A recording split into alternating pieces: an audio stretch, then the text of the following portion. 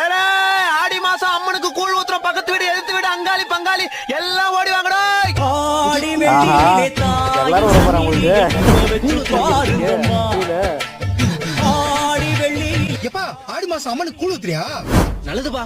ஊத்துப்பா. உதவின்னு கேட்டா ஒருத்த வந்து நிக்க மாட்டான். ஊசியில ஒண்ணு கிடைக்குதுன்னு ரேஷன் கார்டுல வந்து நிக்கிற மாதிரி வந்து நின்னுறானுங்க. தம்பி எல்லாருக்கும் கொடுக்குறேன். உட்காருங்க. சரிப்பா ஊத்துப்பா. காலையில இருந்து பசிப்பா தெய்வம் மாரி வந்த. குடிங்க. இது ஆடி மாசம்ல அம்மனுக்கு படிச்ச கூழ உங்களை மாதிரி பிச்சைக்காரங்களுக்கு கொடுத்தா நாங்களாம் லட்சக்காரங்க ஆயிடுவோமா? எது இல்ல இந்த கூழ குடிச்சா பிச்சைக்காரனா இருந்தாலும் லட்சக்காரங்க ஆயிடுவாங்களாம். உங்களை சொல்லல. இட்ஸ் மோஸ்ட் பவர்ஃபுல் அம்மன் கூழ் இவனும். என்னமோ சொல்றேன் ஐயா போன வாரம் லோகேஷ் கனகராஜ் நம்ம வீட்டுக்கு வந்து கூலி படம் நல்லா ஓடணும்னு ஒரு இது லிஸ்டே இல்லையே.